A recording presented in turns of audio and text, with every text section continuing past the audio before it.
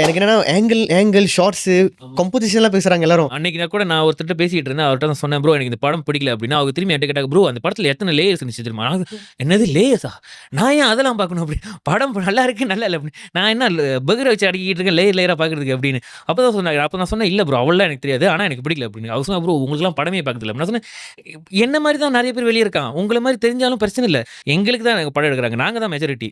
அந்த லேயர் கணக்குல பார்க்குறவங்க மெஜாரிட்டி இல்ல. ஆக்சுவலி எண்ட் ஆஃப் டே வந்து படம் ஏன் பார்க்குறோன்னு ஒரு கணக்கு வருதா என்டர்டெயின்மெண்ட்காக தான். அவ்வளோதான். என்டர்டெயின்மெண்ட்காக தான் பார்க்குறாங்க. அந்த என்டர்டெயின்மெண்ட் வந்து நான் காசு கட்டி வந்திருக்கேன். இப்ப நான் வந்து காசு கட்டி ஒரு சாப்பாடு ரொம்ப நாள் எனக்கு பிடிச்ச சாப்பாடு சாப்பிட்றேன். அந்த சாப்பாடு வந்து எனக்கு ஒரு திருப்தி குடுக்குறதுனால தான் நான் வாங்குறேன். அந்த சாப்பாடு வந்து எனக்கு திருப்தி ஆகலனா, படுத்தலனா ஒரு பெரிய டிசப்பாயின்ட்மென்ட் வருதுல்ல. அதே டிசப்பாயின்ட்மென்ட் தான் இங்கேயும். நான் வந்து இவ்வளோ ஸ்ட்ரெஸ்ல வந்து படம் பார்க்குறேன். என்னை நீ வந்து சிரிக்க வை, அழுக வை, என்ன வேணா பண்ணு. ஆனா நான் போம்போதே அப்பாடா குடுத்த காசு ஊத்துறா. அந்த ஒரு ஃபீல் குடுத்துட்டாலே போதும். எண்ட் ஆஃப் டே அது ஒரு மேஜிக் தான் ப்ரோ. ஆமா, நான் சினிமா ஆமா. மேஜிக்கா தான் நான் எப்பவுமே பார்க்குறது. ஏன்னா we are magicians to be honest. Because நான் நெனச்சவங்கள அழுவ வைக்க முடியும். நான் நெனச்சவங்கள ஃபீல் பண்ண வைக்க முடியும். நான் நெனச்சவங்கள கோவப்படுத்த வைக்க முடியும். எல்லாமே உங்களுக்கு பண்ண வைக்க முடியும். ஆனா sometime magician also magic work ஆகாது அப்படின்னு. ஒர்க் அதான் ஆகாது. மேஜிக்.